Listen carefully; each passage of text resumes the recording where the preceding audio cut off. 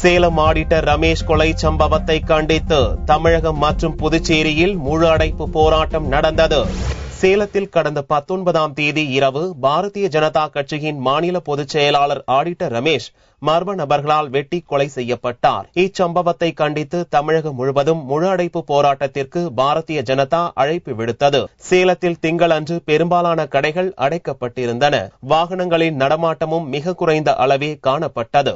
சேலத்தில் உள்ள ரமேஷின் இல்லத்திற்கு வந்த RSS இணை செயலாளர் தாத்தரையர், பாரதிய ஜனதா மாநில தலைவர் பொன் ராதாகிருஷ்ணன் ஆகியோர் அவருடைய உருவப்படத்திற்கு மலர் தூவி அஞ்சலி செலுத்தினர். ரமேஷின் கொலை சம்பவம் குறித்து விசாரணை நடத்த கட்சியின் தலைமை 3 பேர் கொண்ட குழுவை அமைத்துள்ளதாக பொன் ராதாகிருஷ்ணன் கூறினார். தலைவர்கள் கொல்லப்பட்ட சம்பவம், தாக்கப்பட்ட சம்பவம் இவற்றை பற்றியெல்லாம் முழுமையாக விசாரித்து அகில இந்திய தலைமைக்கு தெரியப்படுத்தவும், மேல் நடவடிக்கை குறித்து ஆலோசிப்பதற்காகவும் அகில இந்திய தலைவர் மரியாதைக்குரிய ராஜ்நாத் சிங் அவர்கள் 3 பேர் கொண்ட குழுவை நியமித்திருக்கின்றார்கள். கோவை, திருப்பூரில் பெரும்பாலான கடைகள் அடைக்கப்பட்டிருந்தன.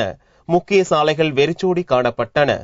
கன்னியாகுமரி மாவட்டத்தில் பூதப்பாண்டி, காளியக்காவிளை, நாகர்கோவில் பகுதிகளில் 10க்கும் மேற்பட்ட பேருந்துகள் மீது கல்வீசி தாக்குதல் நடத்தப்பட்டது. புதுச்சேரியில் நேரு வீதி, அண்ணா சாலை, மறைமலை அடிகள் சாலை ஆகிய முக்கிய சாலைகளில் உள்ள கடைகள் முழுவதும் அடைக்கப்பட்டிருந்தன. தனியார் பேருந்துகள் இயங்கவில்லை. இந்நிலையில் நகரில் முக்கிய இடங்களில் போலீசார் பாதுகாப்பு பணியில் ஈடுபட்டனர். போலீஸ் பாதுகாப்புடன் அரசு பேருந்துகள் இயக்கப்பட்டன.